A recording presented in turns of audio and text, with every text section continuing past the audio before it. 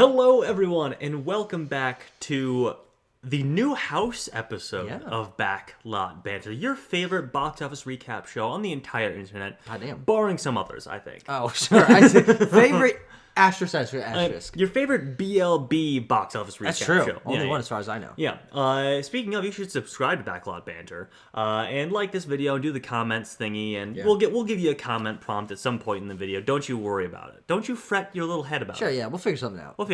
We got 30 minutes. It's going to be the shortest episode of BLB ever made. Well, yes, Tucker. It will be pretty short because we are talking about the box office month that was October of 2023, the year of our Lord Jesus Christ. Sure. Is that when he was born? I think so. Okay. Well, I'd have to double check that. I'll have to check the Bible. Yeah. Do a little reading in the good book. Sure. But no, Tucker. There were not a lot of movies that came out this month. Very few. Certainly the least since we started this show. But we'll be talking about them each in turn anyway. Yes. As well as, some other statistics that we've sprinkled in throughout these episodes and headlines, and you know the drill. You're a big fan of Backlot Banter. We know this. Yeah. We know this. I actually watch Backlot Banter at least monthly. Like I go back and watch all the episodes. I just find it very interesting. Yeah. Tucker, do you think it's sad that we're our own biggest fans? No, I think that's the best. That's where you want to be, right? I think so. Yeah. I'd like to be my own biggest hater. You can do that. You just got to try real hard. I'm going to start right now. All right. Okay, Tucker. The top 10 at the domestic box office in terms of domestic openings. Yeesh. It was a little rough. Yes. A little tough. Mostly because if you look down, number 6 through 10 is a little tough. But let's start off with number 1. It usually is though. It usually is, but this is specifically tough.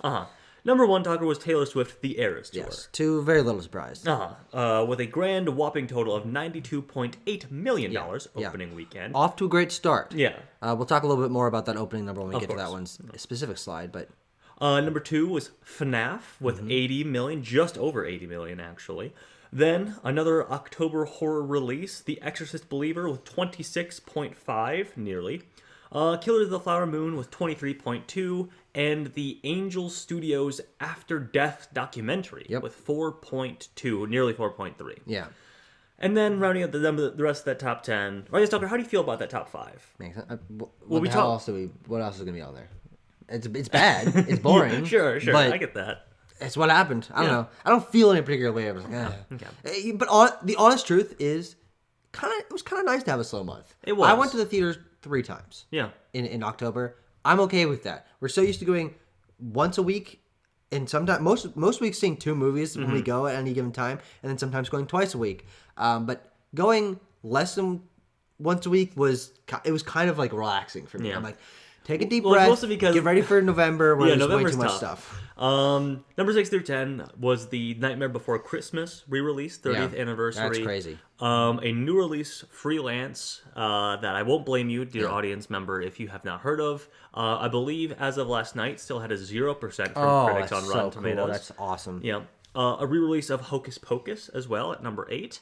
Number 9, a little indie film called She Came to Me, starring Peter Dinklage, Marissa Tomei, and Anne Hathaway, which has apparently been renamed to just English.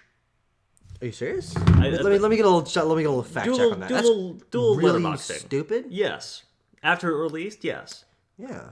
It's a real birds of prey situation. Because I was adding it to some watch lists on Letterboxd. I'm like, it's called English now? Just English? Let me see. Is there a Wikipedia page for this? She Came to Me. Doesn't say anything about English. If you go to the Letterboxd. This is bizarre. Yeah, go to Letterboxd, look up She Came to Me. Not only is it stupid to change it after, but that's a terrible name for a movie. English or fuck. Just look up She Came to Me. I think it still come up. Look up She Came to Me, because it's like the alternate title. I'm glad that we're taking time for this.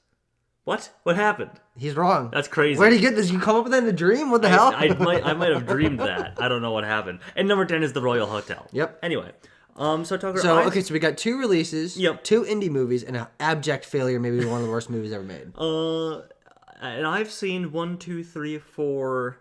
Well, 5 of these. You've seen 5 of them? Yeah, I saw The Royal Hotel. Oh, okay. Yeah. 6 and 7 if you count. If you want to count Nightmare Before Christmas, Hocus Pocus. But that maybe is one of your least watched out of a top 10. Yeah. I would have seen She Came to Me or English, English, whatever we want to call it. If it had come. By the way, no proof that it was ever called English. No proof. Don't know why. All right, let's move on. Let's move Tanner, on. let's take a look at me. Okay. And rub my belly, pat my head, kiss me on the cheeks. Oh, Tanner, yeah. I got a perfect 5 out of 5. First time that's happened over a year of this show. No one's ever gotten a perfect top 5. By no one, I mean you and me. Yeah. And that's fine. We never expect to. That's all right. But I did because I believed in the power of horror over the power of Martin Scorsese. That's fair. But Tanner, Yeah. I will give you like half a belly rub and half a kiss on the cheek because What can I it was expect for really fucking close. It was really close. Under 3 million apart. Yeah. Basically, we were both right, but I was more right. I was actually right. I'll give you that. Great. Let's look at cinema score stuff. Yeah. Let's do that. Let's look how fun this is because we had 4 major releases. We didn't put After Death on there. Oh well, we didn't make a slide for it. Who cares? I don't want to give them the time of day anyway. Who cares? But believe it or not, A+ for Taylor Swift The Eras Tour, beloved, cultural moment, all of that, yada yada yada. We'll get to that later. But I really love the middle there because Killers of the Flower Moon and Five Nights at Freddy's have the same cinema score. I was about to say the best movie that came out in October and the worst movie that came out in October, but no, Five Nights at Freddy's is better than Exorcist Believer. And then at a C, The Exorcist Believer. And now, what's interesting about the difference between the cinema scores of Five Nights at Freddy's and The Exorcist Believer is that Five Nights at Freddy's has a exceptional horror cinema score. Exceptional. Crazy good. The amount of B or B plus horror movies is already super low. Yeah. B minus, high C's, that is usually what horror movies are getting. You kind of just have to like deflate those numbers and be like, okay, did it do good for a horror movie? Yeah, of course. No, Five Nights at Freddy's just did good for a movie. It got an A Five cinema Nights at score. Freddy's might be the best horror movie ever made by this metric. apparently. And the same, obviously, as Killers of the Flower Moon. But then The Exorcist Believer is just a bad cinema score. Yeah, that's pretty bad. It's just bad. And then we have the tomatometer. Yep. Pretty balanced, all things considered. It is actually. These are 2 kids on a seesaw. They're sitting right in the middle. Yeah. Sitting flat. It's tipping a little more towards the positive side though, because That's they true. are farther. I'm not trying to imagine a seesaw. The people that are on the other edge get the most leverage. Correct? That's true. Yeah. All right. So it balances out to be positive. That's true. Which also, it's never gonna not do that because that would mean we'd have 2 zeros at the other end. Hey, we could put freelance on here. We could have done that. We could have. But yeah, pretty balanced month. I mean, perfectly balanced in the cinema scores. Yeah. High, mid, high, or low rather, and then 2 low and 2 high on there. So hey, I'll take it. Let's start where the month began. Oh yeah, with the Exorcist. Where the year began. Where frankly culture began. I agree. The Exorcist Believer seems like so long ago now. It does. Holy shit. I mean, it was like 6 weeks ago for us. Yeah. A long time, but also the culture relevance of this movie evaporated in under 24 hours. It moved on. We moved on very quickly from this, for some reasons that I'd like to get into. But talking about the box office results off top, so we got $130 million worldwide gross. Yes. And Tanner, Yeah? that makes this a successful movie because if you look at the budget with $30 million, and we're talking about just The Exorcist Believer, yeah, that made 4 times its budget, over 4 times the budget. It'll make a little bit more. It's mostly done, but it's a successful movie. It is, which is unfortunate because it fucking blows. It really is so incredibly bad. As indicated by the Rotten Tomatoes and the IMDb and the cinema score here. Holy shit. 22% on Rotten Tomatoes, 4.9 on IMDb, exceptionally low there. Yeah. And Tucker, you said, we're only talking about the cost of making this movie. Yeah. The very first bullet point I have there, and this was a topic of much conversation when we walked out of this film. Yeah. Is that Universal Studios? We know them, we love them. They're sort of like the name, I guess. Yeah. If you're looking at any studio in Hollywood and you're like, who's doing the best? I think Universal's definitely up there. Yeah. They're not doing what Disney's doing. They're not doing what Warner Brothers is doing. Exactly. Sony's just kind of like the I don't want to say unproblematic in case I'm forgetting something, but just the quiet middle child, I'll say. But Universal's doing pretty well for themselves, except for the fact that they paid $400 fucking million for the rights to the Exorcist IP and decided to do this. Let me do a little bit of fact checking. Okay. How much did Disney pay for Marvel? I think more than that, for sure. How much did Disney pay for... This will be interesting. Actually, let's do Star Wars. Yeah. Okay, $4 billion. All right. Yeah. They paid a lot. It's way, way bigger. I Yeah. thought maybe it's kind of close. Oh, this is crazy. But still, that's a lot of money. But the truth of the matter is they don't factor that in when talking about if this movie was a success or not, and we shouldn't either, because then you have to start doing that retroactively for so many other movies and adding, okay, what was the purchasing rights here? Well, that is a type of financial mess up that is totally on them, and frankly not on this movie. It's not David Gordon Green's fault. Yeah, like they own the rights to distribute more Exorcist films now. They bought that away from Warner Brothers, I believe, had it previously. Sure. Did they do the 2000s ones? Apparently, I don't know. I think this deal was recent. So Sure. I think it was. And we say it disappeared quickly from the cultural relevance, mostly because it was released on video on demand not even 1 month after its release. 18 days. Oh, holy shit. That's quick. 18 days after theatrical release. 18 days of theatrical exclusivity for The Exorcist Believer. Presumably just wanting to, kick it onto VOD for Halloween. Sure. So yeah, it would have been October 24th, I believe, was the VOD release date. And certainly does not help its, last in the memory of viewers. Not that it was doing that anyway. Yeah. Yeah, and then we also see at the bottom here a sequel called The Exorcist Deceiver, and that just it makes your mind go crazy. What's the third one we called it? Will it rhyme? Will they break it? I don't know. I think it's kind of funny if they all rhyme. I expect nothing from this movie, and especially even less because it's being sent into April. Though actually, for a horror movie that feels weird, but consistently that first few months of spring, summer have been pretty stacked with mixed releases, but maybe this actually will be more successful. The Pope's Exorcist came out in April, I believe. Not that movie was successful, though, I think. Probably for its budget, yeah. But so was this. I can't tell if it being an April movie is a good or bad thing. I'm going to say it's a bad thing, because I don't expect a huge uptick in quality from this one. I agree. Yeah, I would agree with that. So I think regardless of when it comes out, it'll probably be awful. Yeah. By the way, I believe they bought it from Morgan Creek because Morgan Creek I see. had the Exorcist IP before. Interesting. So Morgan Creek's just like, You got $400 million. Yeah, they made up for the fact that they spent a bunch on 2 crap movies in the 2000s. One movie, 2 movies. So we're comparing it here to the most recent Exorcist entry before Exorcist Believer, not counting the technical re-release that Paul Schrader did. That's kind of the same movie, kind of not. The last main theatrically released Exorcist movie was Exorcist the Beginning in 2004, which, as you can see, did not make its budget back. How the fuck they spent $80 million on this is beyond me. This Exorcist Believer is twice as good as this film, according to Rotten Tomatoes. Sure, that's a great point. Yeah. And it cost under half. And even if you adjust for inflation, that's probably, what, 110, 115? Terrible movie.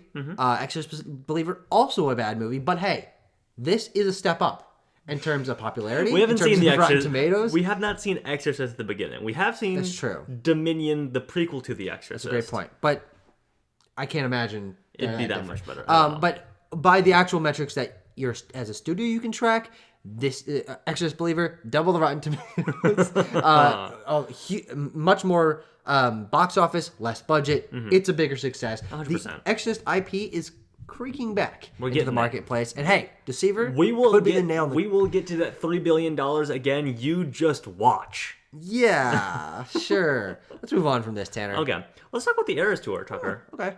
The only, sort of unabashed success. Actually, no.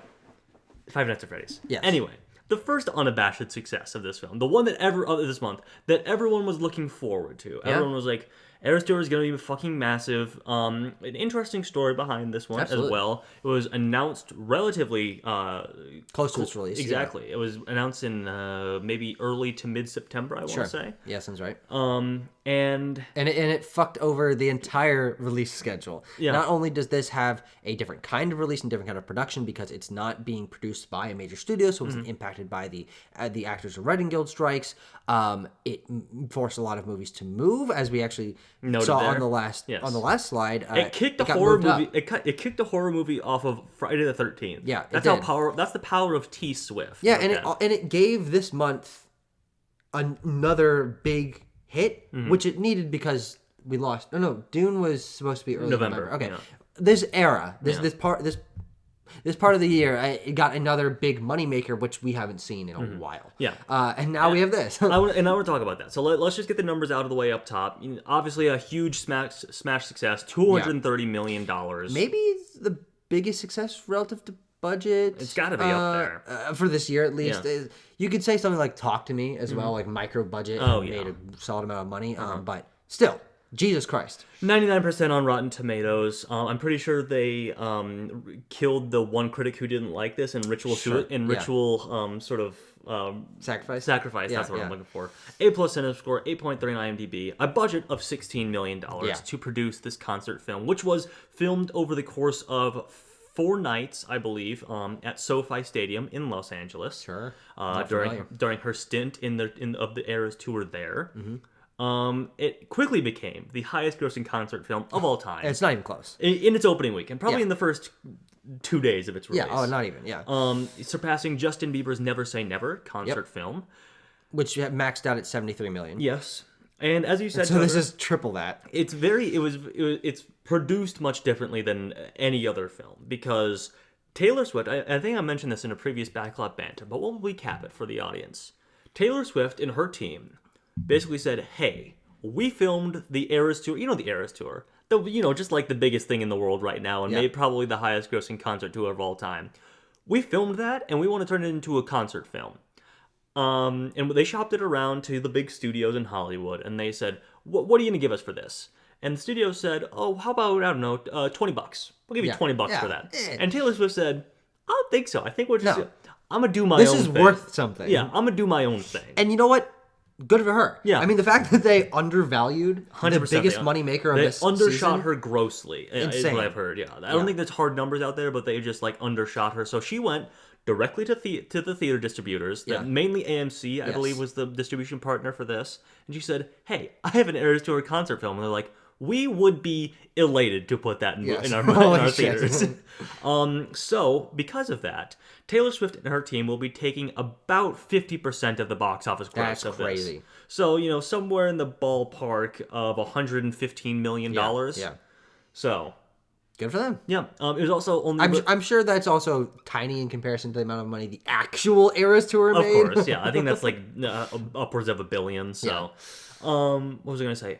Oh God, Tucker, I had a Taylor Swift. Taylor Swift and Eras Tour. Money. And for money, and there was theaters and it was only in theaters on Friday, Saturday, Sunday. Weekend thing. Yeah. Very strange.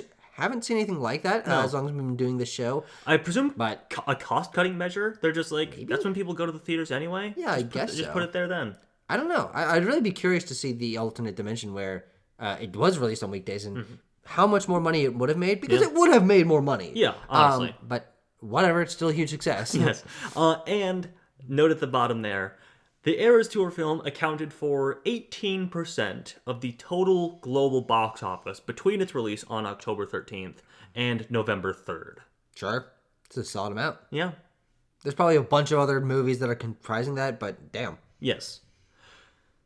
Tucker, this is crazy. Yeah. Is there anything else that we need to say about the Eras Tour? I just want to say, I really like this poster. I think the color palette works very well. Yeah. I don't know if that's like a... I mean, there's obviously a real picture of her, but is that a real background that she was photoed in front of? Well, she's always performing in front of these, this big LED screen. Sure. Oh, okay. Yeah. But I like the poster. I didn't see it. I did. I think it's the only #1 at the box office movie in the last couple of years that I haven't seen. Yeah. In theaters, especially. It's a fun time. Okay, but I'm not that interested, so. That's fine. Killers of the Flower Moon. Yeah. Here's an interesting one. Uh-huh. So, Tucker, with a production budget of $200 million. I gotta be honest, Tanner. Yeah. That makes me squirm a little bit, because the frank truth of the matter is, this movie's not worth $200 million. How they got that budget, I'm not sure. And also, it doesn't look like it. Let's be 100% honest. It's a very good-looking movie, very good-looking sets. Nothing in this screams they needed to put a ton of money into it. I mean, I don't know. I guess it's all just, real stuff, Sure, but isn't that usually cheaper? I don't know. Than doing CGI Tucker, stuff? I've never made a movie before. I don't know. But you have to imagine Leo's taking a big cut of that. I guess, yeah. Yeah. And you don't see there's not an element of this film that you're like, oh, that feels cheap. No, or that of course cheap. not. Of course not. Yeah, No. And if you're Martin Scorsese and you're like, Apple can give me $200 million. Yeah. Oh, I don't besmirch Leonardo DiCaprio, Robert De Niro, Lily Gladstone, Martin Scorsese for getting this money to make this movie. And who knows, it might have made the movie better having that much money behind it. But I besmirch Apple for frankly being that gullible. Like, if this movie cost $100 million, you'd be like, God damn, that's huge. That's a huge budget. That's what Oppenheimer cost. Yeah. Oppenheimer is a more grand, comparable film. Yeah, more technically complex movie that frankly looks like it costs more, but it doesn't.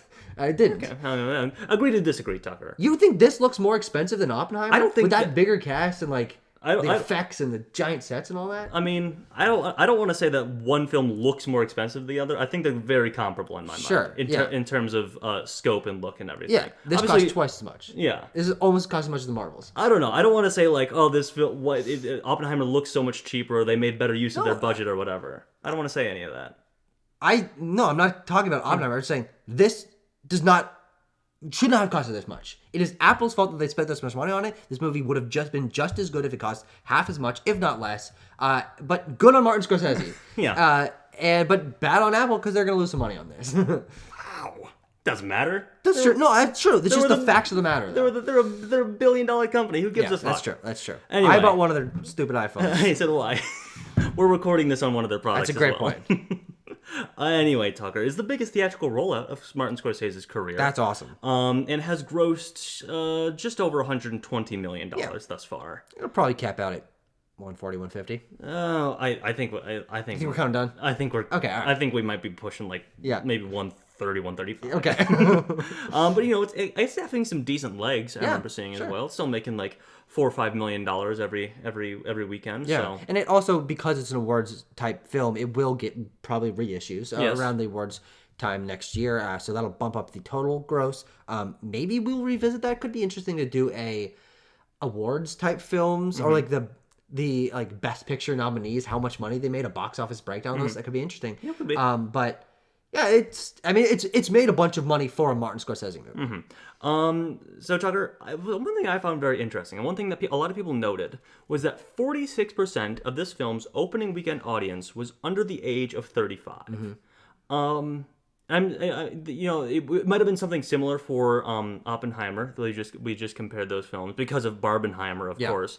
But to get that percentage, nearly half of your audience under 35, young millennials and Gen Z, to go to a 3.5-hour Martin Scorsese historical biopic in theaters, it's something to be commended. Oh, absolutely. That's awesome. I fucking love that, dude. It's amazing. Yeah.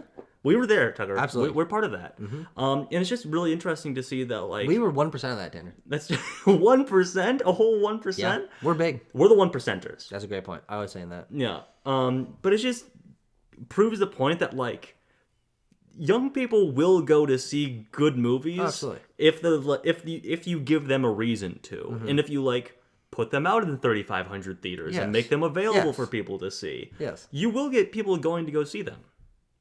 Yeah, and they did. Yeah. To a reasonable amount. Not massive, but comfortably successful. Yeah. In terms of how many people saw this movie. Five Nights at Freddy's is not the only way to get young people to go to the theater, is what I'm trying to say. Great point. It's a great point. But Tanner, great thing about October, had both. It had both, indeed. Had both. Let's see. Oh, yeah, there was also a bit of drama about some intermissions. I mentioned the runtime, 3.5 hours. Paramount and Apple sort of got a little up in arms about certain theaters, international, and apparently one in like Colorado did this as well, inserting intermissions when there was a breach of contract. Can't be doing that. Can't be doing that. Apparently. Yeah. I don't know. I don't care about that. I don't know. It's fine. Yeah. Good job, Martin.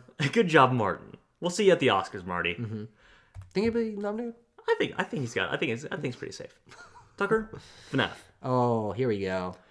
This is it's interesting. Eras Tour is probably the story of the month, but I mean, it's comparable to Five Nights at Freddy's. Yeah. Being just a massive success for Blumhouse. Will end up outgrossing the Eras Tour as well. Oh, I mean, it's at 220 million. Eras Tour was at 230. Yeah, no, Five definitely. Nights has still got a couple more good weeks in Absolutely. it. I believe Eras Tour's last week is this weekend. Sure. I think so. But yeah, with a budget of $20 million. Yeah. It has made 220. Yep. a lot of, a pretty even international domestic split as Mm-hmm. well. This has sort of cross-cultural appeal. Horror movies usually do. Yeah, and just this is 'cause- an internet phenomenon as well. Yeah. So I think it definitely has that. It is the third highest horror opening of the century, of the past 23 years. That's a crazy statistic. I dropped my pants when I don't know why they were He was so in loose. public. I don't know why they were so loose when I saw that, but I saw that statistic. I'm like, oh my god! It's just interesting that this opening to $80 million makes this like on the level of blockbuster Yeah, openings. it chapter 2 being Yeah. number 1 and 2. Yes, and those were cultural successes, and like, oh my god, and those are better movies. Those than are Five Nights at they're Freddy's. both better movies. But the fact that it made $80 million means it's one of the biggest openings of the year, and third highest opening of a horror movie this century is just a crazy statistic. Yeah, and they got that under their belt now for $20 million. Yeah. You can't complain. Oh, God. And what you can do though is you can lock in 3 or 4 more of these movies. Oh, absolutely, you can. Yeah. And with some bigger budgets that allow for a little bit bigger spectacle, I think they can go bigger. I think this is a big enough success that it can grow from this. I don't think that this will be the top. I think stronger marketing campaigns, some bigger faces, some more animatronic stuff, and the trailers for the sequel will make it, an even bigger success from this.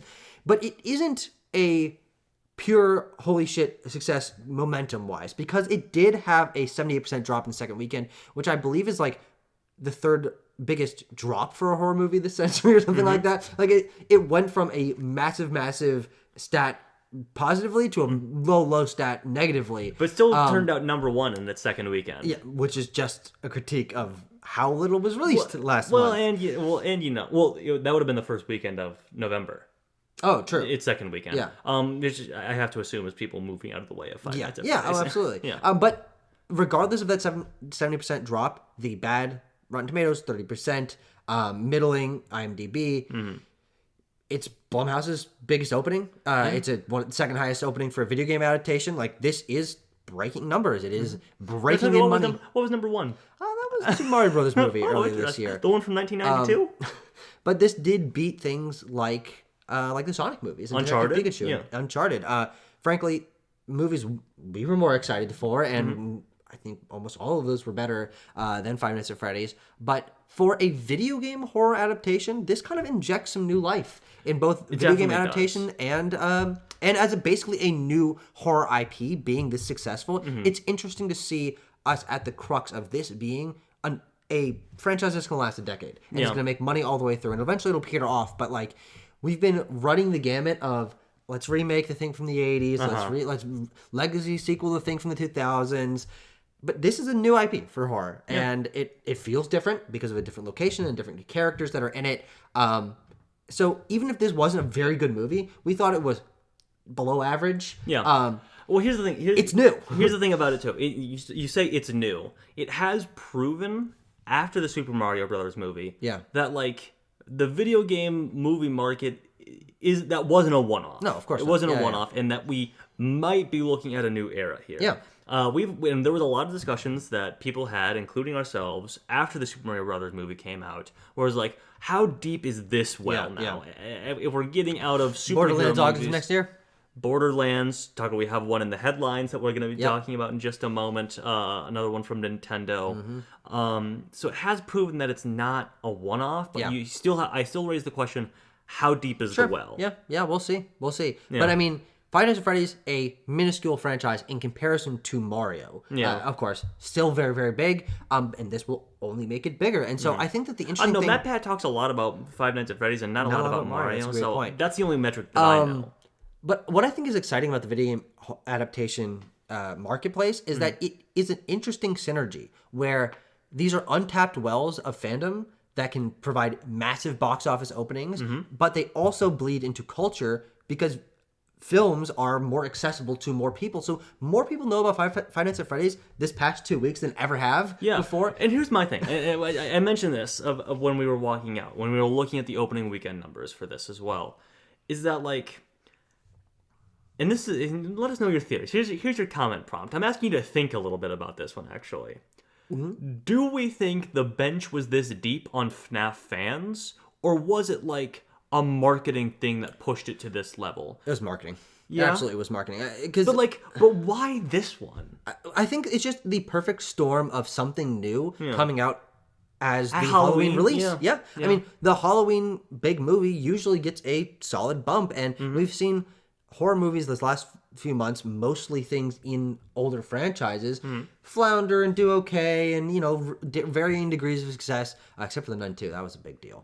But Five Nights at Freddy's is fresh, and it has fans that are excited for it, and people like horror movies. I think it was just really the perfect storm for this to blow up, and I'm excited to see how this impacts the marketplace going forward, because I do think that video game IP adapting into film and TV will be the next big thing that will synergize both the popularity of the movies and the popularity of the games. And at the same time, so I keep returning to what I just said, and we can move on. Like I said, how deep is the well there? Are we gonna get 220 millions for a Jack and Daxter movie? It's not happening though. It's not? No, I don't think so. A Crash Bandicoot We got movie, the Will perhaps? Ferrell Madden movie. We got the Minecraft movie.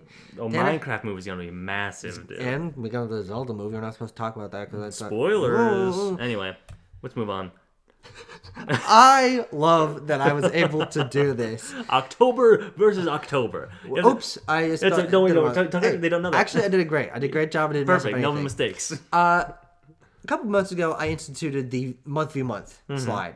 And it's always been interesting to compare the two and see how frankly comparable they are. But never has it been more true than October of last year versus October of this year, where you look at two stinkers, two shit fuck movies. Yeah. And then two of the best awardsy movies of the year. And obviously, I could have put The Heirs Tour on here if we had seen it together. Yep. If I had seen it, if I had anything to say about it. And there are some other smaller movies that we didn't end up seeing that could have gone on here. But in terms of big theatrical releases that both of us saw, these are the three. And these are the movies that we reviewed. And they're like the exact same. It's very close. It's very last close. year comes out on top. It does. It does come out on top. And that is because Pray for the Devil was a better horror movie than Exorcist Believer. That's the only thing. That's really the only difference. I'd probably still stand by that, I think. Yeah, of course. Absolutely. Tucker, is Black Adam better? Is Black Adam worse than Five Nights at Freddy's, though? Yes. Absolutely. Okay. Not even close in my mind. I think I gave Black Adam like a 1 star, and I gave Five Nights at Freddy's like a 2 or 2.5. Like, Multitudes better. Yeah. But then there's Till. And there's Till and Killers of the Flower Moon. Which are basically the same. They're fucking... Dude, all right. Good movies. Yeah, great. God, at least we get some good movies sometimes. All right. Last time on Backlot Banter Tucker, let's review... Returning to September. What an interesting month that was. So, looking at the very beginning of the month, we have The Equalizer 3, which was, a big success for the month of September, starting it off very strong. Yeah. Grossed, what is that? About 20 million more in those following weeks, which is really solid. Yeah, for the week 7 to 11 time frame, $20 million a lot. It is a lot. Then you have The Nun 2, which again, we said was another massive horror release from this year. Made about another, $34 million. Again, that's still really big for weeks 6 through 10. Yeah. And Tanner, weeks 5 through 9 of Haunting in Venice, another $30 million, bringing it over the century mark worldwide, not domestic. But hey, that's a success. Let me double check the budget on that one. I'll keep reading here while you do that. Expendables 4 topped out with $36 million worldwide. Yeah. I thought it was really funny, just the fact that all of these were like adding huge chunks and were like actually pretty successful and all 12. Yeah, in a smaller time frame, and it dropped out of theaters so quickly. And oh man, what a terrible movie! And it didn't deserve money, and I'm glad it didn't make money. Saw X Crossed the century mark worldwide. Congratulations, Saw X. We did it. For like what? It was like a $10 million budget. Jesus Christ. Yeah. And then the creator made about another $60 million, $65 million. So, still not a success that lost the money over there in the creator land. That lost the money, but also Haunting in Venice is just teetering because $60 million budget at $120 million. They probably made money. They probably made because we probably always made about as much money as in my wallet usually. Oh, I see. Okay, like $35. Well, because we say we often say double your budget for marketing, but that's not a hard and fast rule. No. A lot of times it's like 1.5 or 1.75 or something like that. So I think they made money. Yeah, especially because there wasn't like lose a bunch. That's true. That's true. Which they did on Death in the Nile. Yes, they did. Yeah. Okay. So Poirot will come back to twirl his mustache another day. That's probably not true. No shakeups in the highest grossing Nope. of the year of domestically. I just want to double check. What are you looking at? What's Five Nights at Freddy's at? 220? Domestic 116. Oh, 116. Okay, no, it's not gonna crack the top 10. Sorry. That would have been interesting though. Yeah. There's a couple things that made a couple more millions of dollars. Barbie bumped up like 3 or 4, I think, because they re-released that. Same with Oppenheimer. Made about another million or two. So. Yeah, but again, basically all of this is from either first part of the year or summer. There's just nothing that is competing to join this top 10. All of these are old movies in comparison. Tucker, I want to do. We're in the closing months of the year. Yes. I want to do another quick check-in. Okay. I want to do what could crack in. I'm pretty sure we did this last time. Did we do it last time? I think we did it the time before that. Okay, sure. Yeah. We're getting an update. Dune is gone. Dune is gone. And Dune would have been. Tucker, let me hit you with these. We're doing the classic. I hit Tucker with a movie. He gives me a thumbs up, thumbs down. I'm gonna do it as quickly as possible. Okay. Hunger Games. Yeah, that'll Make more than $174 million domestically. Oh shit! I said I can do it quickly. That's okay. No. No. Okay. I'll be just below that. How about Wish? Don't know. Tanner, I'm just gonna give a permanent thumbs down. Nothing new cracks the top. Wonka? No. How about Aquaman? No. You don't think Aquaman gets it? I mean, that's probably the best. That's easily the best shot. Yeah. Absolutely. Yeah. But I'm just gonna be safe and say that movie's gonna flop. Yeah. Because I wanted to. So I think we're done. We're locked in. I think here? we're locked and loaded. We're locked in because the Marvels isn't gonna do it. The Marvels is not going to do it. It'll be maybe lucky to hit 100 million domestic. Holy shit! Oh my god, that movie's. We'll talk about it. We'll talk about it next time. Yeah. Okay. The headlines. Tucker. Headlines of the month. Tucker, the SAG-AFTRA strike is over. We did it. Didn't that technically happen in November? Well, we do it into the next episode. We do it up through the next episode. Yeah. Oh wait, high five. Up top. Good job. We had to intervene. We had to step in, make sure shit was going straight. All right, Tucker, let's talk about Marvel for a moment. Yeah. Okay, let's try not to get sucked into this, as we are wont to do oftentimes when we discuss this. So, because there was a big Variety article that was written. Variety cover story, and then subsequently the MCU, the decade of reign of Marvel Studios or something like that book came out last month as well. A lot of discussion about the current state of Marvel Studios. Yeah. And here's just some observations, some leaks, some rumors that came out of that. Apparently, Marvel Studios is looking at bringing back Scarlett Johansson and Robert Downey Jr. for future films. Yep. Bringing back those. I saw that coming. Yeah. Yeah. We are instituting Marvel Spotlight. Instituting is a really funny way to put that. Yeah. So, in doing some reading about this, because I initially understood it to mean that. We have some movement upstairs. Sorry, it distracted me. I got a little scared. Marvel Spotlight. As I understand it, is meant to imply that people, your fans, or maybe not your fans actually, the general public do not need prior understanding of the Marvel Cinematic Universe to watch and enjoy these properties. Sure. Now the question is, will they be able to proliferate that is what it means enough to make these things successes? How the fuck are they going to tell people about this? This is what perplexes me. It's like, hey, we're doing this thing called Marvel Spotlight. You don't need to have any prior knowledge of Marvel Studios stuff to understand it. I was like, great. How are you going to let people know that? Yeah.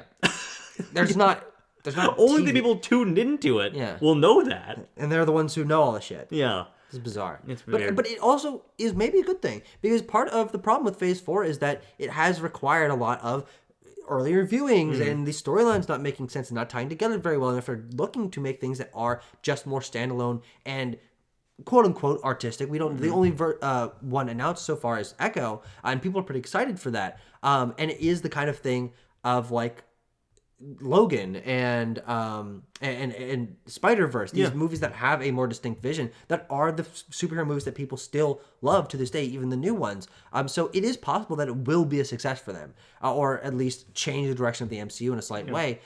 But I also can't say being successful for that same reason you said. How are they going to tell people about this? Does this actually appeal to the market that they think it will? But we'll see. There's no way to know. Yeah. There's some Daredevil shakeups, some Daredevil things. That show is going back into the ringer, I guess. Yep. Blade drama. Can you fucking believe it? Wow, we've been reporting on this basically every month this year. And there's of course conversations about replacing Jonathan Majors. Yeah, we'll see about that. Yeah. Well, there's some release date stuff later that also entails Marvel, but we'll get to it when we get to it. Moving off there for a moment, but still in the realm of IP, apparently, because A24 is looking to expand into more commercial films and acquire IP projects. This is very interesting. Yeah. I don't know how this is going to work for them. I'm interested to see how it will go because I think there's a potential that they could end up making some interesting spins on IP, whichever ones they can get their hands on, or creating their own that have that more A24 artistic touch. It could be interesting. There's two sides of this coin. There's that, or it could be they kind of just become another studio with some IP. Here's my thing about it. I don't know. A24's whole brand is that they don't do this. They do small budgeted stuff, but they give creators, interesting artists, a platform to make the movies that they want to make. And oftentimes, because of that branding, lots of people go to see them because they have acquired this reputation for producing interesting artistic films. Yes, and quality films. And now they're like, we want to get action franchise IPs too. Yeah. It's like, why do you need that? We'll see. I don't know what this. I don't know what's going to come from this, but it is an interesting development in Hollywood history. I guess. Yeah. I inserted the sigh here. So cue sigh. Sure. Halloween is getting a cinematic universe. What the fuck that means? From Miramax. Who knows? There are no other characters. Cinematic universes are doing very well right now. I'm not sure if you're keeping up. But they're hot right now. So naturally, you'd want to make a cinematic universe of a film franchise with two iconic characters. Yes, two. Canonically, one of which is dead. Yeah. Currently. Yeah. Though, does this mean that they're going to do some crazy Halloween multiverse shenanigans where the multiple timelines of Halloween are part of the Halloween multiverse? I don't fucking know. This is, I think the honest to God truth is this is going to be, does this mean show or movie? Yep, shows. Okay. There's going to be one Halloween show, and it's going to be something kind of different, and then no one's going to care. It's going to be, I remember sending this, one of our friends, the illustrious Joe Wright, said, Haddonfield PD. Why? I don't know. Okay, is it the police department going against Michael Myers? No, it's going to be like Gotham, I think. Who the fuck cares? It's just like Illinois. We're getting that at a hypothetical show. I also said teen drama based in Haddonfield. Actually, I'd kind of watch that. Yeah. The idea that these kids are like spreading rumors and they have this whole history of Haddonfield being a place of horror, that could work for like a little teen TV drama. Yeah, do like a Riverdale or something like that. I also and then most of them die by the end of the season. No, Tucker. We can feed that Riverdale show into my idea. This is my idea. I'm copywriting this. A season of the Witch show. Okay. Yeah. Sure. And now is that more about? We turn that into a like a mini series mystery. Okay, but is it about like the Lucky Clover Corporation and the whole mask thing? Yeah, I think we turn it into a mystery show. I'd be down for that. Which is interesting. I think that is maybe the best idea that I can think of out of this. But Taylor, let's just think about this. Okay. Who cares about Halloween 3 Season of the Witch? What's the draw? Why are people going to watch this? Therein lies the issue. Sounds interesting to me, but I'm already not going to watch it because I don't care. You also have to probably get like MGM Plus or AMC Plus or something like that. That's one of those fucking things. Is Miramax is making this. They're still around? Huh. They're still around. Huh. Tucker, a Legend of Zelda live action film was announced not too long ago. It's true. You and Abram made a video about it. We did. Yeah, a couple days ago. Summarize quickly, Tucker, what you found. What were your findings in this video? I'm interested in it in terms of moving video game movies forward and moving Nintendo forward because it's their first live action film. But all signs point to this being mid at best because everyone involved filmically, writing, producing, directing wise isn't the greatest cooks you can put in that kitchen. Yeah. Some of them are bad cooks. But I still maintain hope because the movie has not been made yet. That's true. These people have never worked together. It could be better than we think. Is putting out Kingdom of the Planet of the Apes, and it's going to be a ripper and a banger. It could be. It could be. We'll see. Yeah. But Abram thinks it's a bad idea from the get-go. A lot of people do. But it's going to happen. And so the honest to God truth is I don't want to just be sitting here whining for 4 years until it comes out. I'm like, okay, it's happening. You want to maintain hope. Yeah. And Tucker, will that burn? Will that burn you? I don't know. We'll see. Mario was good. Well. All right, Tucker. Release dates getting pushed back galore. Oh yeah. I'll do a quick lightning round. I organized these in terms of how far they've been pushed back. Okay, great. So, A Quiet Place Day 1 was coming out next March. Is now coming out in June. Venom 3 was pushed from July of next year to November of next year. Okay. Mission Impossible. That's back into the Venom slot, though. It's true. Because those other movies have been October, November releases. Fall releases. Yeah. People get those crunchy leaves. There's that crisp in the air. They're ready for Venom. They want to see some symbiotes. They're ready for 19 inches of Venom. That's so true. Mission Impossible 8, probably not reliably called Dead Reckoning Part 2 anymore, has been pushed from June of next year to May of 2025. Snow White was pushed an entire year, from March of next year to March of 2025. Elio was pushed even farther. That is the next original film from Pixar. That was coming out in March of next year and is now coming out in June of 2025. Almost the only one of these... Actually, no. 2 of these make sense. No, okay. 3 of these make sense, and none of them are Disney ones. A Quiet Place Day 1, okay, couple months, whatever. Summer movie, fine, I don't care. Yeah. Venom, again, releasing fall. Okay, sure. That movie's like... hasn't even started production yet or something? They got like 2 or 3 days of filming. Yeah, and so, okay, that makes sense. And frankly, I'm surprised it's coming that soon. Mission Impossible, how the fuck was that going to happen next year? It totally makes sense that they got pushed a year. Yeah. But then, Snow White is done. Snow White's basically done. Elio is done, and they were both supposed to release soon. And had marketing material. Yes. The Elio trailers, I saw it in theaters multiple times. What the fuck is happening? I think the honest to God truth is Disney is giving themselves a good hard look and be like, what the fuck are we doing? Mm-hmm. We need to get our shit together. And maybe that's good. Yeah. But I don't think sacrificing Elio for an entire year is gonna make things better. Speaking of Disney maybe trying to figure things out, these are fresh ones from just last night, actually. Deadpool 3 is now releasing in July of 2024. And that'll be the only MCU film that releases next year. But Tucker, don't worry, you'll be fine, because we get 3 Spunk movies next year. Oh, yeah. And they're all MCM, Tanner. They're all MCM movies. MCM? Marvel Cinematic Multiverse. We have our fucking lists for that. Oh, yeah. Oh, I see. Okay, I see what you mean. Okay, I understand what you mean now. They are tangentially connected by a couple of one-off references and single scenes to the MCU. Let's see. Captain America: Brave New World is coming out in February of 2025 now. Tanner, we've never had more than 1 Spunk movie released in a year. Yeah. And now there's 3. Yeah. In 1 year. Yeah. That's crazy. Because Kraven was supposed to be this year. It was supposed to be out already. Oh, and El Muerto was canceled. No. Yeah, El Muerto was canceled. Blade is coming out in November of 2025. Thunderbolts is July of 2025. Okay. Fantastic Four maintained its release date of May 2025. And that also means that Mufasa, the Lion King, is coming out in December of 2024. Oh, okay. Yeah. Sure. I guess that would make it their holiday film. Their big holiday film. Okay. Yeah. We'll see. Bold move, Cotton. We'll see if it pans out for. Yeah, we'll see. All right. And Tucker? November. The month that we are already in. Yes. And holy shit, already a better month. Yeah. Than last month. Yeah. We've seen Priscilla already. Didn't review that one. No. Sorry, folks. We're sorry about that. Tucker, maybe we'll get the Best Picture nomination. I would love that. It's not going to. No, it's not. We've seen The Marvels. We did review that. That video's up. Yep. You can watch that. It's set right here in our in-progress set that we're sort of constructing on the fly. Other films that released, Tucker, What Happens Later, which was a David Duchovny, Meg Ryan returning to rom-coms and directing that film, mind you. I've heard this was bad. Ew, is it? Can you pull up that Rotten Tomatoes one?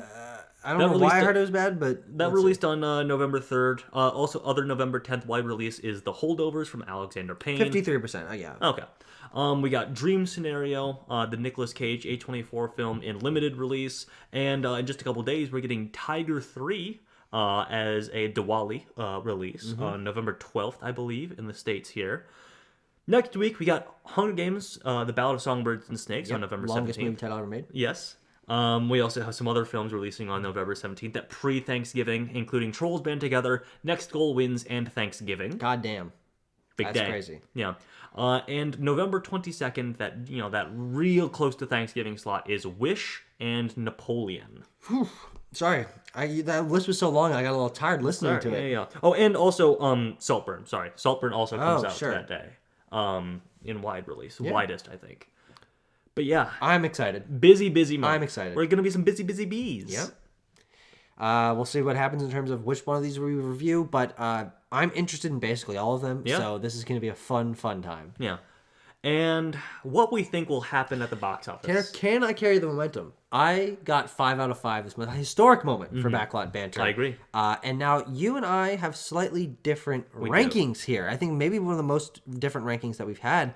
We only have a different. Oh, actually, we do have a different number 5 as well. Yes. Continue. Sorry. Where I have Wish at number 1, because the Marvels is tracking low, and so I think Wish can do better than that.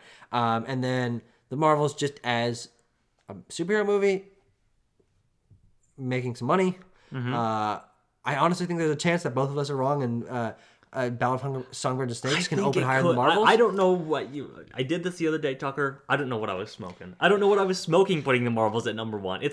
It's not going to happen. Tucker, I think you might be actually more correct. Because we're counting the 5-day for Wish. Yeah. Which would comes out on a Wednesday and we do that because it's hard to divide. Yeah, exactly. And it's hard to say what it would have been if it hadn't opened earlier. It's a whole thing. More realistically, I guess I have to stick by my 5 here. Realistically, I think not allowed to change it. We've relegated this multiple times. I think it's going to be Wish, Songbirds and Snakes, then Captain Marvel. Oh, we'll see. Well, the Marvels actually. And then we both have at number 4 Trolls Band Together, a comfortable, popular kids movie, making a solid opening weekend and making a good chunk of change. But then the difference really becomes what we think will slide into that number 5 slot. And for me, I just think that horror movies are big right now. And Thanksgiving, if it opens to a solid $24 million, something like that, could snag that number 5 slot. Now, Tanner, we've kind of gone over the order here. You've said you're feeling wrong, but Napoleon is still your holdout. Yeah. What do you have that? Oh, you want to talk about your predictions to how high these will go? I'll run these down here a second. So initially when I made these, and I guess I have to stick by them, I said the Marvels will make $52 million opening weekend. It's looking like it's going to be under 50 ultimately. Holy shit. It might even be, around the 40 range. Good God. Wish, I said, would do 50, and Hunger Games, I said, would do 48. Okay. And those numbers might still be accurate, I think. Sure. And then what do I have? Trolls Band Together, I said 28. Yeah. And Napoleon, I said 25. Okay. Now that's also a November 22nd, so I'm counting the 5-day. Okay. Yeah. And so for that, I think it's gonna get in that Killers of the Flower Moon range. That's a great point. Yeah.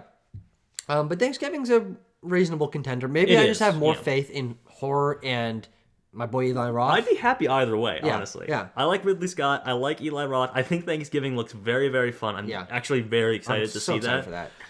It's kind of between Songbirds and Snakes and Thanksgiving of like which one I'm more excited to see that weekend. Not Wish. It might. Not that weekend. Okay, sorry. My bad. We might be seeing it that weekend because there's an early screening here in town. But don't worry about it. Actually, no, I'm going to say Thanksgiving. I'm most excited to see. Great. I think that's going to be way more fun than Ballad of Songbirds and Snakes. But Ballad of Songbirds and Snakes could be better. We'll see. Could be. We'll see. Could be. But yeah, that is the month that was. Actually, Tanner, I want to do a quick addendum. Okay. Let's go back to what the top 5 was this month and compare them to your predictions. Oh, sure. We usually do that. You didn't do Sorry, I didn't do that. My mistake. Okay, I said Taylor Swift 110. Yeah, so actually this was interesting. I did want to quickly mention this did open lower than some of the projections. And also, I don't know if you mentioned this last time, but you did mention to me at some point, is people were thinking, oh man, Eras Tour, maybe $1 billion. Yeah. Nowhere fucking close. And how the fuck do people think that? I don't know. Is that a thing of like, it would have gotten closer if it was on weekdays. Sure. But ultimately, I still think no. Oh no, it would have made 30 million more. We were smoking that Taylor Swift pack on that one. Yeah. But 92, nothing to sneeze at. Great opening, very successful movie. Just didn't hit that $1 billion that people thought it would. You peer pressured me into going to 110 for Taylor Swift. I initially had it at 100. Oh, okay. How did I peer pressure you? I don't know. I don't know. I don't do those peer pressure. Okay. I said Tucker, I said 40 for Five Nights at Freddy's. Yeah, that's not even close. Ooh, doggy. Exorcist Believer, I said 35. 10 Okay. off. Yeah, that's a pretty wide Yeah, margin. that's pretty bad. Killers, I said... Oh, sorry, no. I said 25 for Exorcist Believer, 35 for Killers of the Flower Okay, so Moon. very wrong for Killers, or pretty wrong Similarly for Killers. long, yeah. And basically exactly right for Exorcist. And 10 for After Death. Oh, well, you overestimated that. Okay, so I some was way tweaking to be off. done. Yeah. Some tweaking to be done. Well, it looks like we have a very balanced month this month. So we will see what ends up happening. Thank you very much, everyone, for joining us, talking about these movies, talking about what's coming up soon. We will be reviewing quite a bit in this busy November month. We got a break. Yeah. We got a calm before a storm. And then award season starts. God, I'm so excited. Yeah, it does. We'll Yeah, see you it then. does.